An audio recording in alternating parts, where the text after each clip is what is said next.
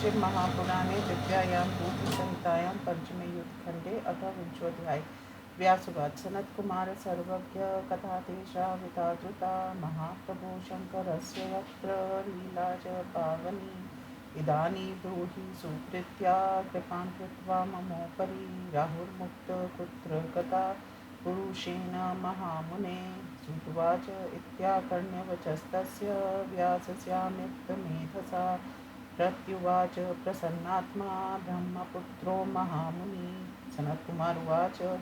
राहुर्विमुक्तो यस्तेन सोऽपि तदर्वर्स्थले अतः स वरवरो भूत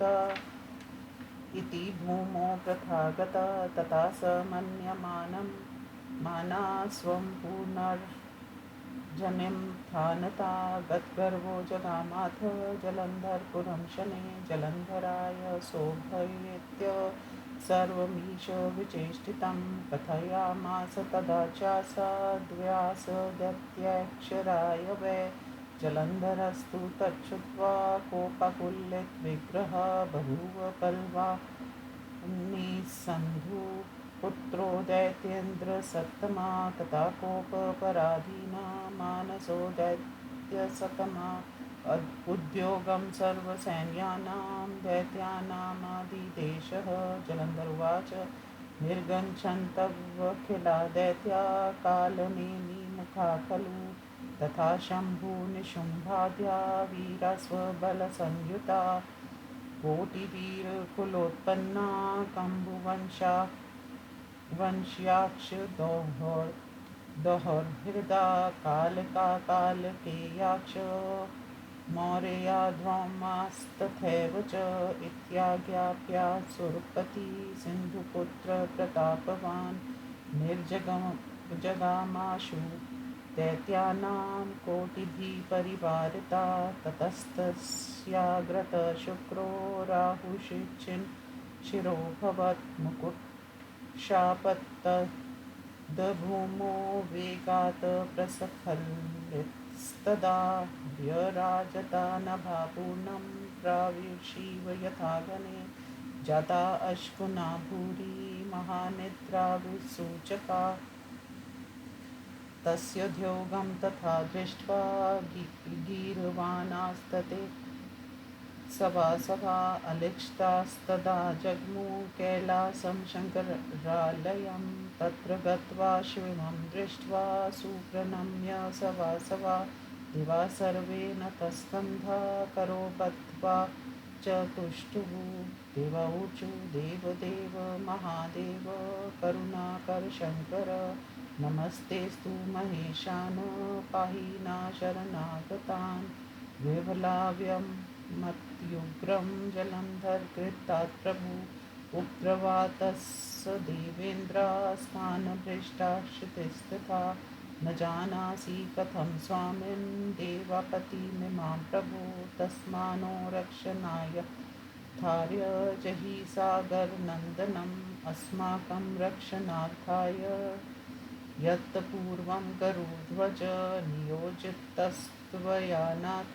न क्षमासोऽद्य रक्षितुं तद्दिनो बृहतस्रम्या सह तिष्ठति वयं च तत्र तिष्ठामस्तदाज्ञावशगासुरा अलिक्षिता वयं चात्रागता शम्भो त्वद्दन्तिकम् स आयाति त्वया कर्तुं रणं सिन्धुसुतो बली अथा स्वामिन्द्र ने त्वं तं विलम्भं जलन्धरं हन्तुमर्हसि सर्वज्ञ पाहि न शरणागतान्। सनत्कुमार उवाच इत्युक्त्वा ते सुरा सर्वे प्रभुं नत्वा सभा पादो निरक्ष्य सन्तस्तु महेशस्य विनम्रका इति देवच्च श्रुत्वा प्रहस्य वृषभध्वजा द्रुतं विष्णुं समाहूय वचनं चेदं ब्रवीत् ईश्वरुवाच ऋषिकेश महाविष्णु देवाश्राद्ध समागता जलन्धरकृता पीडा शरणं मेति विह्वला जलन्धरा कथं विष्णु संगरेण हतस्त्वया तद्गृहं चापि यातोऽसि त्यक्त्वा वैकुण्ठमात्मना मया नियोजितस्तत्त्वं हि साधु संरक्षणाय च निग्रहाय खलानां च स्वतन्त्रेण विहारिणा सनत्कुमारवाच इत्याकर्ण्यमहेशस्य वचनं गरुडध्वजा प्रत्युवाच विनीतात्मा नत्वा साञ्जलि हरि विष्णुर्वाच त्वाञ्च सम्भं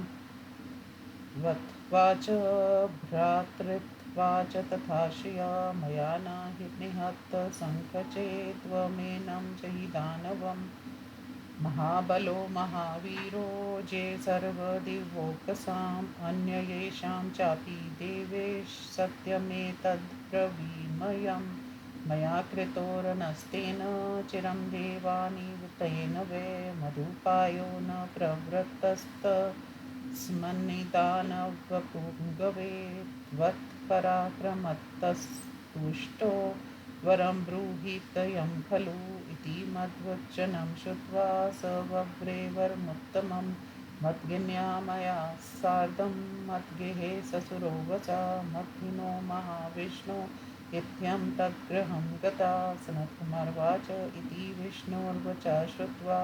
शङ्कर स महेश्वरा विहस्योवाच सुप्रीता सद्यो भगवत्सला महेश्वरवाच हे विष्णुसूर्वर्य त्वं शृणु मद्वाक्यमादरात् जलन्धरं महादैत्यं हनिष्यामि न संशया स्वस्थानं गच्छ निर्भीतो देवा गच्छन्तवपि ब्रुवं निर्भया वीतसन्देहा हतं मत्वा सुराधिपं सनत्कुमारवाच इति श्रुत्वा महेशस्य वचनं स रमापति स निर्जरो जगामाशु स्वस्थानं गत्संशया एतस्मन्तरे व्यास स दैत्यन्द्रोति विक्रम सन्द्वैरसुरे सार्धं शैलप्राणत्ययो बली कैलाससंवरुध्याथ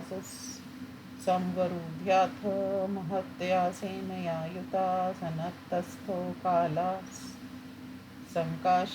कुर्वन् सिंहरवं महान् अथ कोलाहलं श्रुत्वा दैत्यनादसमुद्रवं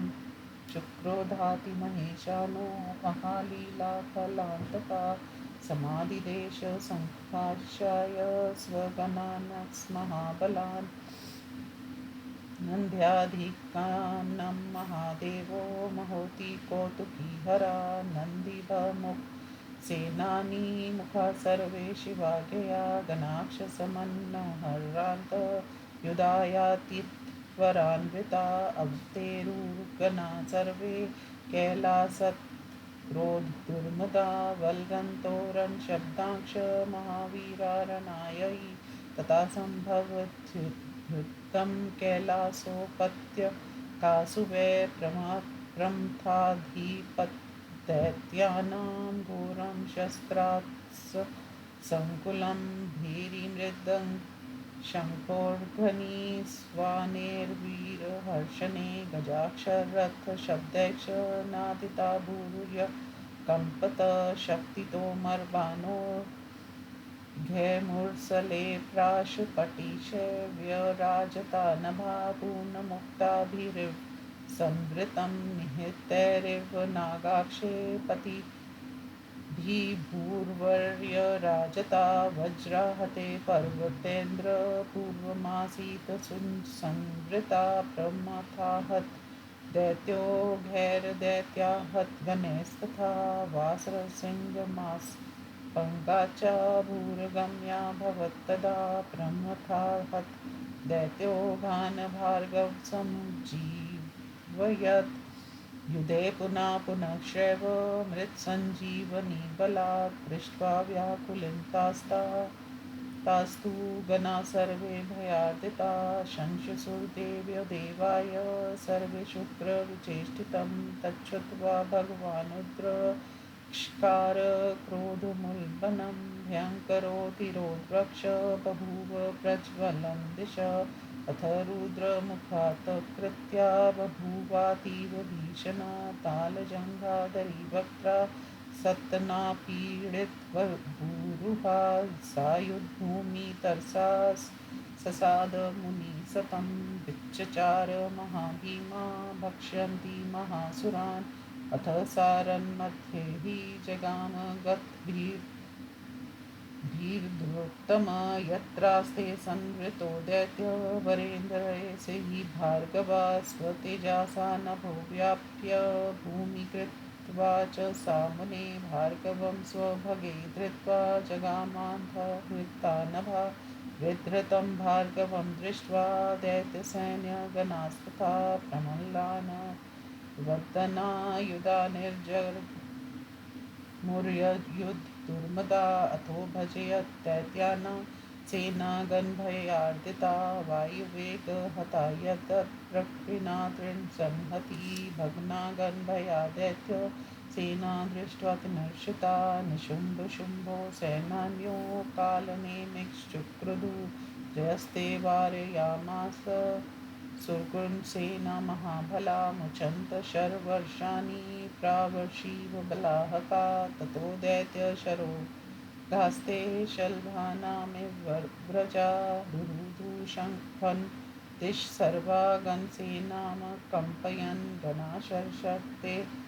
भिन्रुद्भिर्रासारवर्षिणा वसन्तकिंशुकाभासा न प्रजानिं किञ्चन